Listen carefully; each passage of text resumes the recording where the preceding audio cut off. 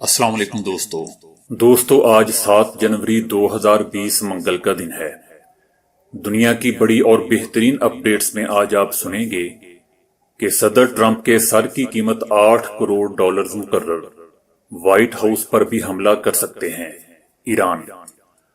पागल ट्रंप, तुम्हें और इसराइल को स्याह दिन देखना पड़ेगा, जनरल कासिम की बेटी। भारतीय वजीर दाखिला अमित शाह का झूठ उन्हीं की गवर्नमेंट ने पकड़ लिया। भारत खौफनाक तूफान की तरफ बढ़ रहा है। जवाहरलाल नेहरू यूनिवर्सिटी में मुस्लिम तालिब इल्मों पर हमला। कीनिया में अमरीकी फौजी अड्डे पर अल शबाब तंजीम का मुंह तोड़ हमला, 3 अमरीकी हलाक। ईरान पर हमले के लिए मुझे किसी मंजूरी की जरूरत नहीं, सदर ट्रंप। जनरल कासिम की मौत पर कोई दुख नहीं, बरतानिया। जनरल कासिम सुलेमानी की एक तहरीर सामने आई है जो उन्होंने मरने से पहले लिखी थी। जनरल कासिम की मौत पर ईरान की जानिब से एटमी मुआहिदा खत्म कर दिया गया। अल्लाह दुनिया के तमाम लोगों की अक्ल इकट्ठी करके ट्रंप और मोदी को अता फरमाए। तो आइए दोस्तों, चलते हैं अब खबरों की डिटेल की तरफ, लेकिन इससे पहले अगर हो सके तो चैनल को लाइक और सब्सक्राइब जरूर कीजिएगा, शुक्रिया। दोस्तों, जनरल कासिम सुलेमानी की हलाकत के बाद अमेरिका और ईरान की जानिब से एक दूसरे को धमकियों का सिलसिला जारी है और अब ईरान में अमेरिकी सदर ट्रंप के सर की कीमत 8 करोड़ डॉलर मुकर्रर की गई है। जनरल कासिम सुलेमानी के जनाजे के मुंतजमीन की जानिब से तमाम ईरानी बाशिंदों से अपील की गई है कि वो कम अज कम $1 अतिया दें। ईरान ने अमरीकी सदर ट्रंप की धमकी पर रद्द-ए-अमल का इजहार करते हुए कहा है कि हमारे पास ताकत है और हम मुनासिब वक्त पर जरूर जवाब देंगे। व्हाइट हाउस पर भी हमला हो सकता है। मुंतजमीन की जानिब से मजीद कहा गया कि इस वक्त ईरान की आबादी 8 करोड़ है और इस हिसाब से ट्रंप का कत्ल करने वाले को 8 करोड़ डॉलर की रकम बतौर इनाम दी जाएगी। अमरीकी सदर ट्रंप की जानिब से ईरान के 52 मकामात को निशाना बनाने की धमकी पर रद्द-ए-अमल में कहा कि अगर ईरान पर हमला किया गया तो जवाबी कार्रवाई में अमरीकी सरजमीन पर हमला किया जाएगा।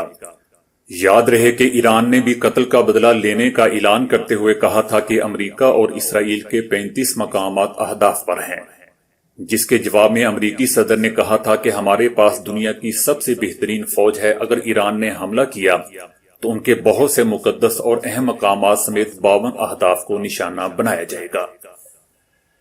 दोस्तों, इधर जनरल कासिम सुलेमानी की बेटी ज़ैनब सुलेमानी ने कहा है कि मशरिक़ वुस्ता में तैनात अमरीकी फौजियों के अहले खाना अपना वक्त अमरीका में लाशों के इंतजार में गुजारे। जनरल कासिम सुलेमानी की नमाज जनाजा ईरान के दारुल हुकूमत तेहरान में आयतुल्लाह खामनई ने अदा की, जिसमें लाखों अफराद शरीक हुए।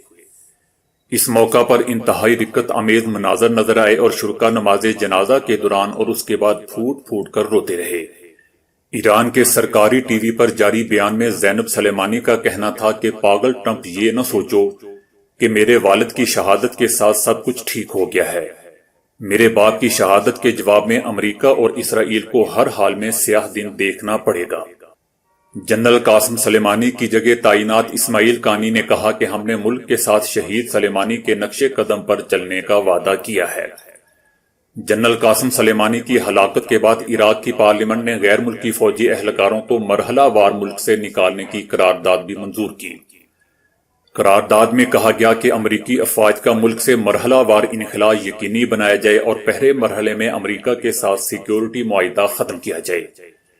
इराकी वजीर आजम अब्दुल मेहदी ने अमरीकी मिसाइल हमले में ईरानी जनरल की शहादत को सियासी कत्ल करार दिया और कहा कि हम अपनी खुद मुख्तारी पर कोई समझौता नहीं कर सकते और जनरल कासिम सुलेमानी की हलाकत को भी कबूल नहीं कर सकते। अमरीकी फौज का इनखला इराक के हक में बेहतर है। इसके जवाब में अमरीकी सदर ट्रंप ने धमकी दी कि इराक ने अमरीकी फौजियों को निकलने पर मजबूर किया तो उसको पाबंदियों का सामना करना पड़ेगा और उसका एहतमाम दोस्ताना नहीं होगा और इराक पर ऐसी पाबंदियां लगाई जाएंगी जिनकी माजी में मिसाल नहीं मिलती। अमेरिका ने मजीद कहा कि इराक और शाम में अमरीकी फौज को निशाना बनाया जा सकता है। ऐसी कोई भी कार्रवाई ईरान की बड़ी गलती होगी। हम साइबर हमलों समेत हर किस्म के जवाबी इकदाम की तैयारी कर रहे हैं। इराकी अवाम दहशतगर्दी मुहिम के लिए अमेरिका का साथ जारी रखना चाहते हैं। جب عراقی قیادت اور حکومت ہمارے خلاف فیصلہ کرے گی تو دیکھیں گے کہ اس کے جواب میں ہم کیا کر سکتے ہیں۔ ادھر امریکی محکمہ خارجہ کا کہنا تھا کہ عراقی پارلیمنٹ کے فیصلے پر مایوسی ہوئی ہے۔ یاد رہے کہ عراقی پارلیمنٹ نے اپنی سرزمین پر موجود غیر ملکی فوجیوں کے خلاف قرارداد منظور کر لی ہے۔ دوستو، ایک رائٹ ٹو انفارمیشن درخواست کے جواب میں بھارتی وزارت داخلہ نے کہا ہے کہ سال 2019 میں مقبوضہ وادی میں سیکیورٹی فورسز پر پتھراؤ کے سب سے زیادہ واقعات دیکھنے میں آئے۔ تاہم یہ اعداد و شمار وزیر داخلہ امیت شاہ کے حالیہ دعوے کے خلاف ہیں، جنہوں نے کہا تھا کہ آرٹیکل 370 کی منسوخی کے بعد پتھراؤ کے واقعات میں کافی کمی آئی ہے۔ امیت شاہ کا کہنا تھا کہ پتھراؤ کے واقعات میں 40 سے 45% تک کمی واقع ہوئی ہے، جبکہ وزارت داخلہ کے اعداد و شمار وزیر داخلہ کے دعووں کے بالکل الٹ ہیں۔ سال 2017 اور سال 2018 میں پتھراؤ کے واقعات کی تعداد بالترتیب 1412 اور 1458 رہی، جبکہ 2019 تک کے اعداد و شمار میں کہا گیا ہے کہ پتھراؤ کے 1996 واقعات رپورٹ ہوئے ہیں۔ بھاری حفاظتی انتظامات کرنے کے باوجود پتھراؤ کے واقعات بڑے ہیں۔ دوستو، ادھر نئی دہلی کی جواہر لال نہرو یونیورسٹی میں RSS کے انتہا پسندوں نے حملہ کر دیا اور مسلمانوں کو چن چن کر تشدد کا نشانہ بنایا، جس کے نتیجے میں اساتذہ سمیت 24 افراد زخمی ہوئے۔ حملے کے دوران طالبات پر بھی تشدد کیا گیا، جبکہ طلبہ یونین کے صدر کو مار مار کر لہو لہان کر دیا گیا۔ طلبہ و طالبات کو لاٹھی، ڈنڈوں اور پتھروں سے وار کر کے لہو لہان کیا گیا۔ یونیورسٹی میں RSS کے ماسک پہنے ہوئے 50 سے 60 گنڈوں نے حملہ کیا۔ اس واقعے پر بھارت بھر میں طلبہ کا ایک نیا احتجاج شروع ہو چکا ہے۔ ممبئی، کولکتہ، پونا، حیدرآباد سمیت کئی شہروں میں شدید احتجاج جاری ہے۔ نئی دلی میں JNU کے طلبہ کی جانب سے پولیس ہیڈ کوارٹر کے پاس جمع ہو کر شدید نعرے بازی بھی کی۔ RSS گنڈوں نے کرکٹ بیٹ سے لیس ہو کر مسلمان طالب علموں کو چن چن کر نشانہ بنایا۔ گنڈوں نے ہاسٹل میں داخل ہو کر کمروں میں توڑ پھوڑ بھی کی۔ کچھ طالب علم جان بچانے کے لیے اپنے کمروں کی ایک منزلہ بالکونی سے نیچے کود گئے اور زخمی بھی ہو گئے۔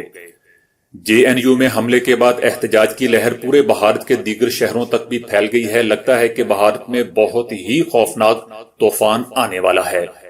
اللہ بھارتی طالب علموں اور ان کی فیملی کی حفاظت فرمائے۔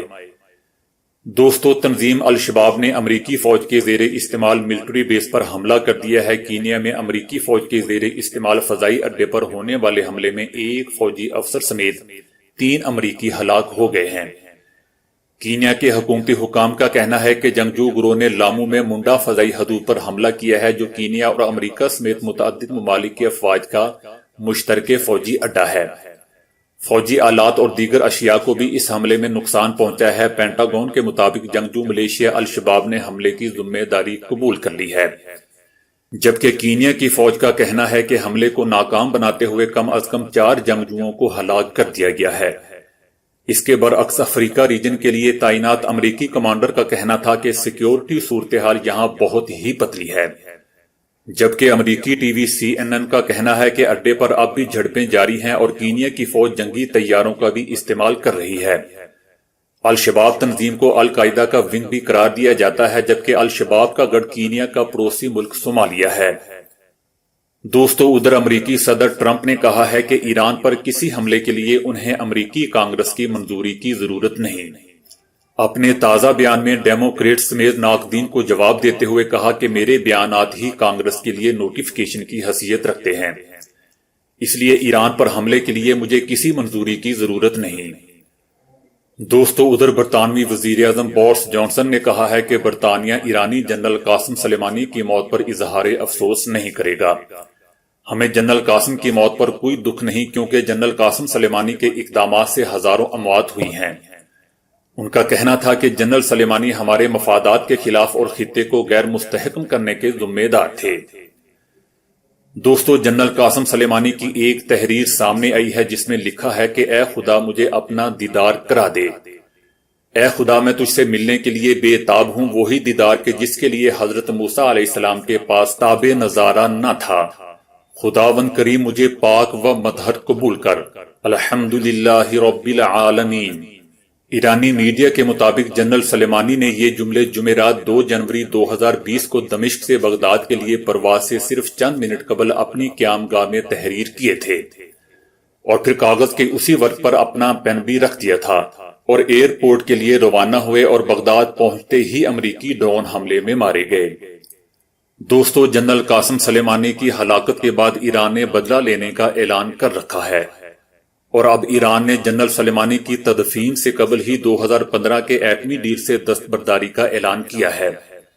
ایران یورینیم افزودگی کے لیے حدود اور ذخیرے کی مقدار کی پاسداری نہیں کرے گا۔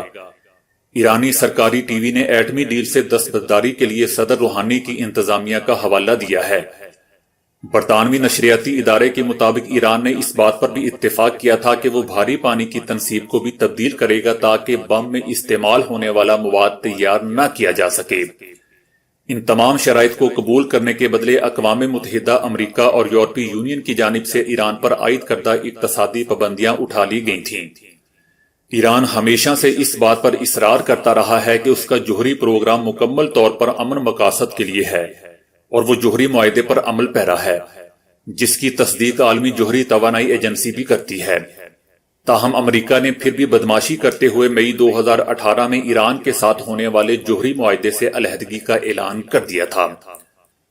دوستو، ادھر پاکستان نے کہا ہے کہ مشرق وسطی کی صورتحال بہت ہی نازک اور تشویشناک ہو چکی ہے، دنیا اس نئی جنگ کے لیے تیار رہے۔ عالمی ماہرین اسامہ اور ابو بکر بغدادی کی ہلاکت سے زیادہ اس واقعے کو سنگین قرار دے رہے ہیں۔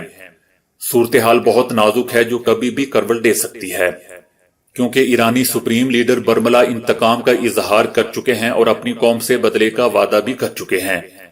دنیا کو ایک نئی جنگ کی طرف دھکیلا جا رہا ہے، دنیا اس نئی جنگ کے لیے تیار رہے۔